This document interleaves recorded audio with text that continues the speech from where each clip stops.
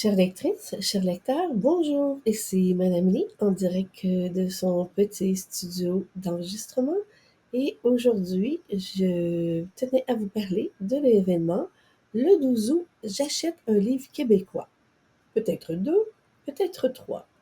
Alors qui sait ce qui se retrouvera dans votre panier ou dans votre sac cette journée-là.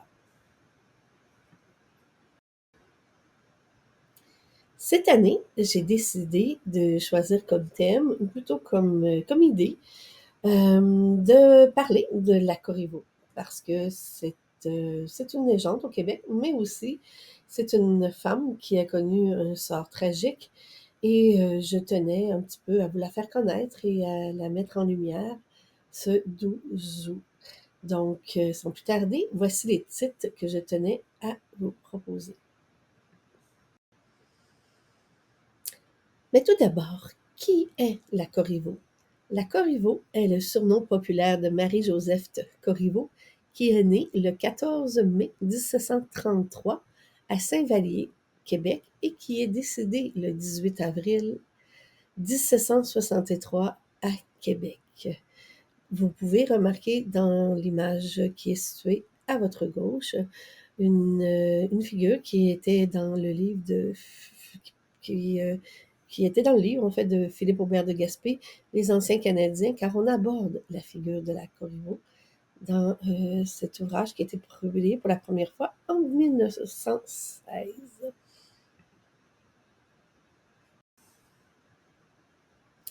Vous allez vous poser certainement la question, pourquoi la Corriveau est-elle connue? La Corriveau, dont le vrai nom, on l'a dit précédemment, est Marie-Joseph de Corriveau, est une femme qui a marqué l'imaginaire collectif québécois en fonction du sort atroce qu'elle a connu. Accusée d'avoir tué son deuxième mari par la cour britannique en 1763, elle a été pendue et son corps a été exposé à Pointe-Lévis dans une cage de fer durant plusieurs semaines sous les ordres des soldats britanniques jusqu'à la pourriture. Dans l'histoire des femmes au Québec, depuis 4 siècles, il est stipulé elle, Marie-Joseph de Corriveau, qui, selon son propre témoignage, refuse de combattre et de se faire battre par son mari, est condamnée à mort pour le meurtre de ce dernier. Au début du 19e siècle, le romancier Philippe Aubert de Gaspé en fait un horrible personnage qui va hanter les voyageurs qui, euh, qui errent sur les rues la nuit. Et bon, les folkloristes par la suite vont s'emparer, en faire un personnage atroce. Mais au départ, c'était une femme, enfin victime de la brutalité de son deuxième époux.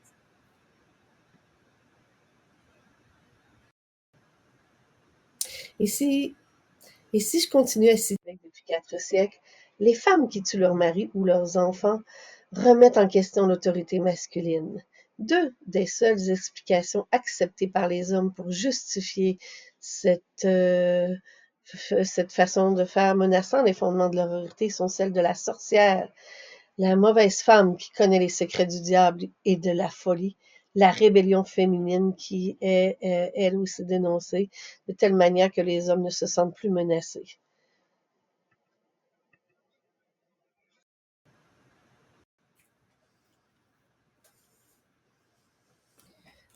La Corriveau dans la littérature, mais comme vous l'avez remarqué, elle est apparue dans plusieurs livres, dont celui de Philippe Aubert de Gaspé, Les Anciens Canadiens, dont je vous ai parlé précédemment. Et également, il y a eu Louis Fréchette qui en a fait un personnage également dans une légende. Dans cette diaporama, dans cette vidéo, en fait, je vais vous présenter des livres qui ont parlé de la femme, mais également de la légende. Donc, voilà, sans plus tarder, on va regarder quelques titres des titres qui vont mettre en lumière cette femme, mais également la légende qui a été tributaire de ce du sort terrible qu'elle a subi. Alors voilà.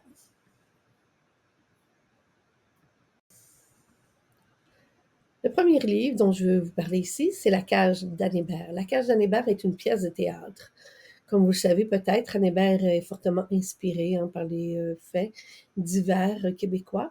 On n'a qu'à penser à son célèbre roman Kamouraska, qui est basé sur l'assassinat du seigneur de Kamouraska par l'amant de sa femme. Mais dans le livre, elle modifie les noms, évidemment, et bon, elle romance un peu l'histoire. D'ailleurs, également, l'épouse du seigneur de Kamouraska va être également jugée par la cour britannique, alors pour le meurtre de son mari. Alors la cage fait évidemment référence, comme on en a parlé, à la cage de la Corriveau. Et toutefois, dans cette pièce, la Corriveau n'est pas pendue. C'est plutôt le juge qui est pendu.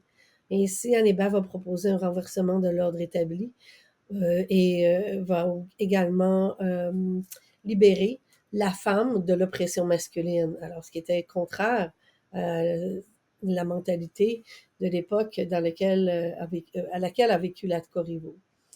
Alors, c'est un petit peu intéressant. Et bon, la Corriveau porte le nom de Ludivine dans cette pièce de théâtre-là aussi. Alors, si vous avez la chance de lire La Cage d'Anne Hébert, c'est une magnifique pièce de théâtre, ou encore, si vous avez la possibilité de l'avoir jouée, je vous invite également à y aller.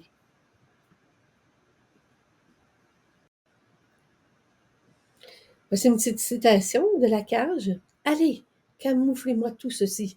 Dissimulez bien le fer et les barreaux, que surgisse sous vos mains, habile en déguisement, un joli manoir de pierre rose, avec fenêtres et portes fermées, et marteau de cuivre sur la porte. Que seule la clé de fer demeure intacte, reconnaissable entre toutes dans ma main.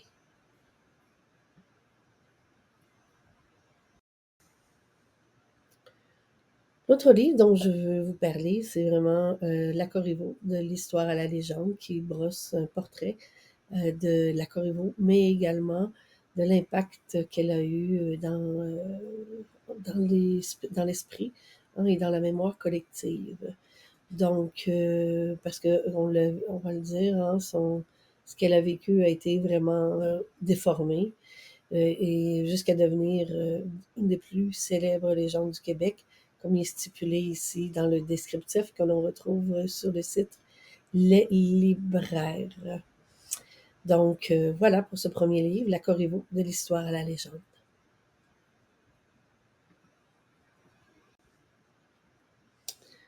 Un autre titre de Monique Parizeau, La fiancée du vent.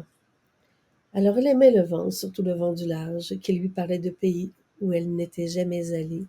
Elle aimait aussi danser. Quand cela lui arrivait, elle semblait envoûtée par tant de bonheur qu'elle en devenait aussi désirable que les premiers signes du printemps. Cette belle héroïne, si douée pour la vie et tous ses plaisirs, connaîtra un destin tragique, émouvant, sensible, foisonnant de détails savoureux sur la vie quotidienne en Nouvelle-France au XVIIIe siècle. Ce roman de Monique Parizeau raconte l'histoire de la Corriveau avec une authenticité rarement rencontrée. L'auteur nous entraîne dans les replis du drame qui allait l'enfermer dans une cage où sa légende la garderait ensuite pour toujours.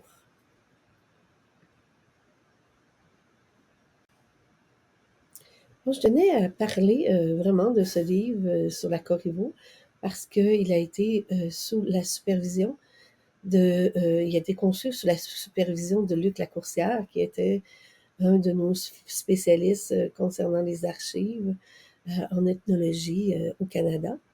Donc, voilà un petit peu la description que l'on retrouve de ce livre sur le site des libraires. Alors, Luc Lacourcière, 1910-1989, le fondateur des archives de folklore de l'Université Laval, le premier programme d'enseignement universitaire de l'ethnologie au Canada, qu'on aimait alors folklore, a mené une double carrière en littérature et en ethnologie, et ses travaux pionniers demeurent des références dans chacune de ces disciplines.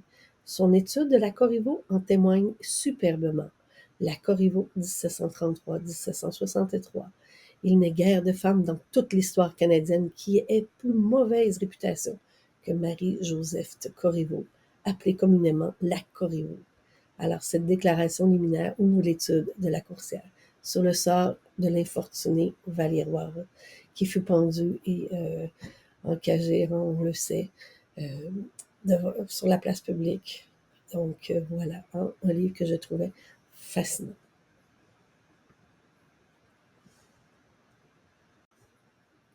Et je vais terminer cette sélection de livres autour de la Corriveau avec un livre qui s'adresse plutôt au public adolescent, La cage d'Hervé Gagnon. 1763. Condamnée à mort pour le meurtre de son mari, Marie-Joseph de Corriveau est pendue et son corps enfermé dans une cage en fer. Près de 100 ans plus tard, la cage est exposée à Montréal. Sa vue provoque un effet inquiétant sur la douce Eugénie. La Chance, jeune orpheline, et d'autres femmes qui la visitent se mettent à assassiner leur époux. Le constable, Seamus O'Finnigan, mène l'enquête. Intéressant, n'est-ce pas?